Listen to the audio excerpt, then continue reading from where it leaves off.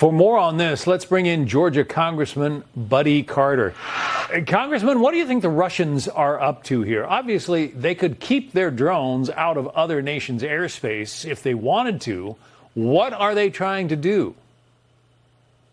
Well, this is a dangerous escalation, and I hope they realize this, because I don't know what they're trying to do, but what they're trying to do is going to turn out to be bad.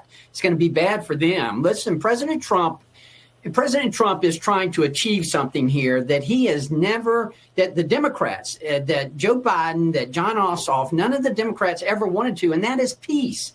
President Trump wants peace. But with this kind of dangerous escalation, we're not going to be able to achieve peace. And I believe that Putin understands exactly what he's doing here. I don't think this was a mistake, and I think the president recognizes that as well.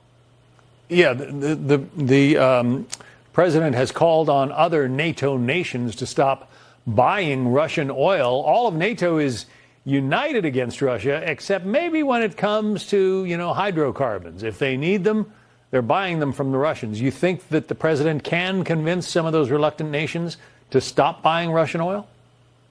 Absolutely, I think he can, and I think he will, because they need to understand that the only thing Putin is doing when he's selling that oil is financing more war, financing more death, more destruction. And that's where we need to cut off that lifeline.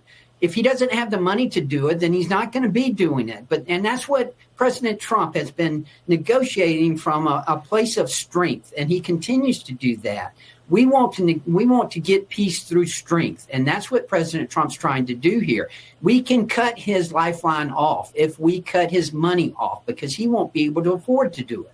Yeah, the president is also calling on NATO nations to increase the sanctions on Russia until they really bite.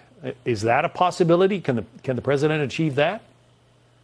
I do believe he can. Look, there are other things that we can do to these countries that will put pressure on them to follow this.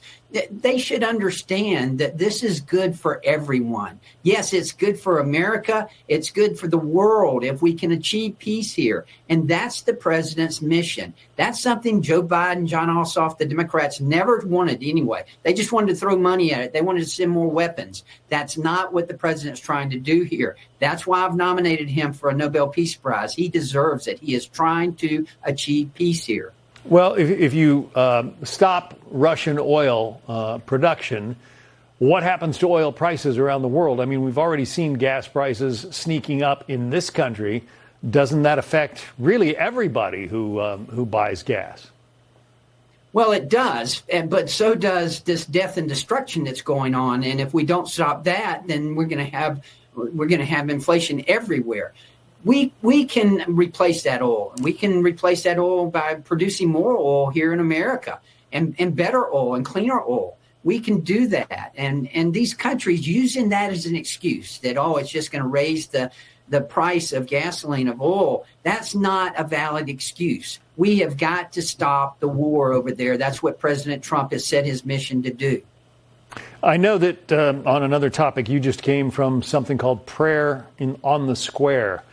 There in Georgia. You were one of the speakers remembering and honoring Charlie Kirk. Tell us a little bit about that. Yes, I'm in deep South Georgia, in Moultrie, Georgia, in Colquitt County. And I will tell you, the people here have gathered to honor the life and the legacy of Charlie Kirk. Charlie Kirk was loved by many, especially young people. He taught us how to speak out, the importance of speaking out. The Democrats, the left, they think violence is the only solution here. Violence is not the solution. But political violence has no place in our society. And that's the message that Charlie Kirk brought to us and to so many young people. And that's the way we can honor his life and his legacy, by continuing to speak out. We had so many people who said, I was frightened to speak. I didn't want to do that, but I did it anyway because Charlie Kirk inspired me to do that. He inspired so many young people, so many people in this great country.